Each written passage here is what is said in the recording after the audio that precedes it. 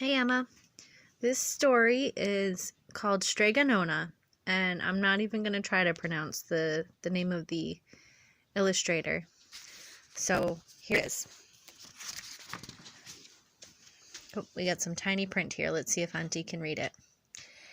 In a town in Calabria a long time ago, there lived an old lady everyone called Strega Nona, which meant Grandma Witch. Although all the people in town talked about her in whispers, they all went to see her if they had troubles. Even the priest and the sisters of the convent went, because Strega Nona did have a magic touch. She could cure a headache with oil and water and a hairpin. She made special potions for the girls who wanted husbands, and she was very good at getting rid of warts. But Strega Nona was getting old, and she needed someone to help her keep her little house and garden, so she put up a sign in the town square. And Big Anthony, who didn't pay attention, went to see her. "Anthony," said Strega Nona, "you must sweep the house and wash the dishes. You must weed the garden and pick the vegetables. You must feed the goat and milk her, and you must fetch the water. For this I will give you 3 coins and a place to sleep and food to eat." "Oh, grazie," said Big Anthony. "The one thing you must never do," said Strega Nona, "is touch the pasta pot. It is very valuable, and I don't let anyone touch it." "Oh, si, yes," said Big Anthony. And so the days went by. Big Anthony did his work, and Strega Nona met with the people who came to see her for headaches and husbands and warts. Big Anthony had a nice big bed to sleep in next to the goat shed, and he had food to eat. One evening, when Big Anthony was milking the goat, he heard Strega Nona singing. Peeking in the window, he saw Strega Nona standing over the pasta pot. She sang, "Bubble, bubble, pasta pot, boil me some pasta nice and hot. I'm hungry and it's time to sup, boil enough pasta to fill me up." And the pasta pot bubbled and boiled and was suddenly filled with steaming hot pasta. Then Strega Nona sang, "Enough, enough, pasta pot, I have my pasta nice and hot, so simmer down my pot of clay until I'm hungry another day." "How wonderful," said Big Anthony. "That's a magic pot for sure." And Strega Nona called Big Anthony in for supper. But too bad for Big Anthony, because he didn't see Strega Nona blow 3 kisses to the magic pasta pot.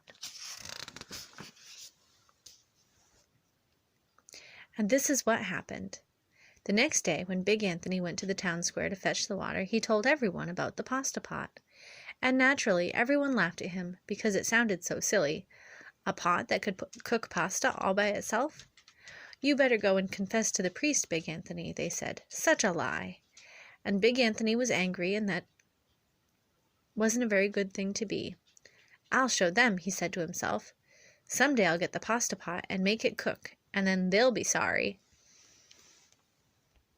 That day came sooner than even Big Anthony would have thought, because 2 days later Strega Nona said to Big Anthony, "Anthony, I must go over the mountain to the next town to see my friend Strega Amelia.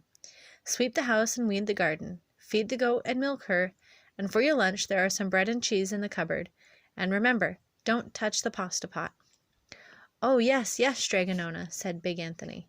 But inside he was thinking, "My chance has come." As soon as Strega Nona was out of sight, Big Anthony went inside, pulled the pasta pot off the shelf, and put it on the floor. "Now let's see if I can remember the words," said Big Anthony, and Big Anthony sang, "Bubble, bubble, pasta pot, boil me some pasta nice and hot. I'm hungry and it's time to sup, boil enough pasta to fill me up." And sure enough, the pot bubbled and boiled and began to fill with pasta. It's making me hungry. "Ah," said Big Anthony, and he ran to the town square, jumped on the fountain, and shouted, "Everyone get forks and plates and platters and bowls. Pasta for all at Strega Nona's house. Big Anthony has made the magic pasta pot work."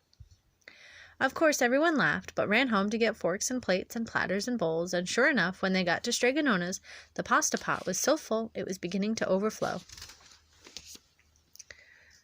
But Big Anthony was a hero. He scooped out pasta and filled the plates and platters and bowls.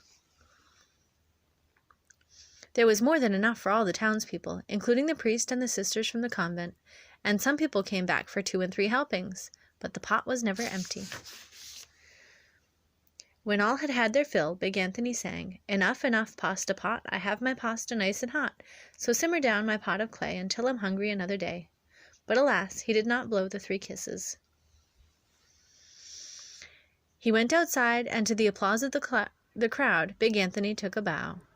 He was so busy listening to compliments from everyone that he didn't notice the pasta pot was still bubbling and boiling, until his sister from the convent said, "Oh, Big Anthony, look!" And pasta was pouring out of the pot all over the floor of strega Nona's house and was coming out the door. Big Anthony rushed in and shouted the magic words again, but the pot kept bubbling. He took the pot off the floor, but the pasta kept pouring from it. Big Anthony grabbed a cover and put it on the pot and sat on it. But the pasta raised the cover and Big Anthony as well and spilled on the floor of strega Nona's house. "Stop!" yelled Big Anthony, but the pasta did not stop, and if someone hadn't grabbed poor Big Anthony, the pasta would have covered him up. The pasta had all but filled the little house. Out of the windows and through the doors came the pasta, and the pot kept right on bubbling. The townspeople began to worry. "Do something, Big Anthony," they shouted. Big Anthony sang the magic song again, but without the 3 kisses it did no good. By this time the pasta was on its way down the road, and all the people were running to keep ahead of it. "We must protect our town from the pasta," shouted the mayor. "Get mattresses, tables, doors, anything to make a barricade." But even that didn't work. The pot kept bubbling and the pasta kept coming. "We are lost," said the people, and the priest and the sisters of the convents began praying. "The pasta will cover our town," they cried. And it certainly would have, had strega Nona not come down the road, home from her visit. She didn't have to look twice to know what had happened.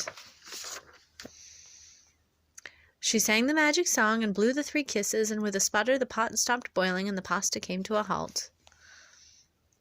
"Oh, grazie, thank you, strega Nona," the people cried. But then they turned on poor Big Anthony. "String him up," the men of town shouted. "Now wait," said strega Nona. "The punishment must fit the crime." And she took a fork from the lady standing nearby and held it out to Big Anthony. "All right, Anthony. You wanted pasta from my magic pot," strega Nona said, "and I want to sleep in my little bed tonight. So start eating." And he did. Poor Big Anthony. The end. Good night, Emma. Auntie loves you.